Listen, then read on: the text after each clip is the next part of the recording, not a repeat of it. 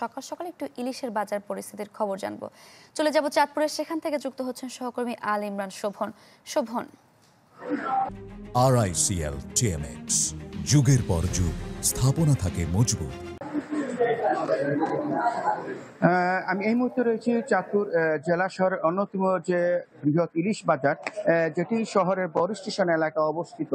আমি সেখানটা অবস্থান করছি। এখানে ভোর হতেই এখানে আসলে বাজারটা বলা চলে যে সরগরম হতে থাকে এবং বেলা যত বাড়ে ততই এখানে যারা ব্যবসায়ী রয়েছেন, শ্রমিক রয়েছেন এবং জেলে রয়েছেন, প্রত্যেকেরই ব্যস্ততা বাড়ে। আপনি জানেন এখন ইলিশের ভোর মৌসুম চলছে। বিগত সময়ের তুলনায় এখন বাজারটিতে একটু কর্মচাঞ্চল্য বেশ বৃদ্ধি পেয়েছে।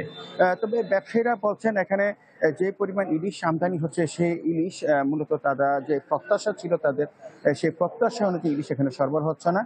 মূলত চাঁদপুরের একটি ব্র্যান্ডিং জেলা এবং ইলিশের এখানে বেশ খ্যাতি রয়েছে, কিন্তু প্রত্যাশা অনুযায়ী ইলিশ সরবরাহ না থাকায় এখানে ইলিশের দাম বলতে গেলে বেশ চড়া। আমি যদি আজকের বাজার জানাই, সেটি হচ্ছে চাঁদপুরের যে মেঘনা নদীর বা রূপালী ইলিশ রয়েছে, সেটি বর্তমানে 2500 থেকে 2600 টাকা কেজি দরে বিক্রি হচ্ছে।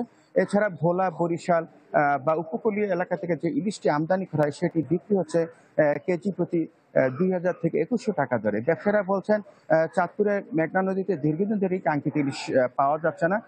চাঁদপুরের ইলিশের প্রতি শুধু চাঁদপুর নয়, দেশের বিভিন্ন এলাকার লোকজনের বেশ চাহিদা রয়েছে। মূলত ইলিশ সরবরাহ যদি বৃদ্ধি পায় তাহলে চাঁদপুরের ইলিশের দাম আরো বেশ কিছু পরিমাণ কমবে। তারা বলছেন বিগত সময়ের তুলনায় গত কয়েকদিন যাবৎ ইলিশের সরবরাহ বৃদ্ধি পেয়েছে, তবে সেটি চাঁদপুর ইলিশের তুলনায় বরিশাল, ভোলা বা চট্টগ্রাম থেকে যে ইলিশটি আসে সেটির আমদানি বৃদ্ধি পেয়েছে।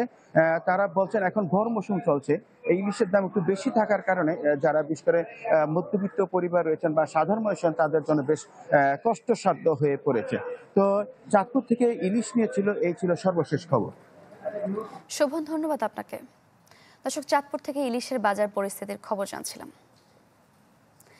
এ ছিল নাসের সেন্ডেক্স অ্যালুমিনিয়াম দেশ 24-এ। সময় হলো আরেকটি বিরতির, ফিরবো অন্যান্য খবর নিয়ে, সাথেই থাকুন।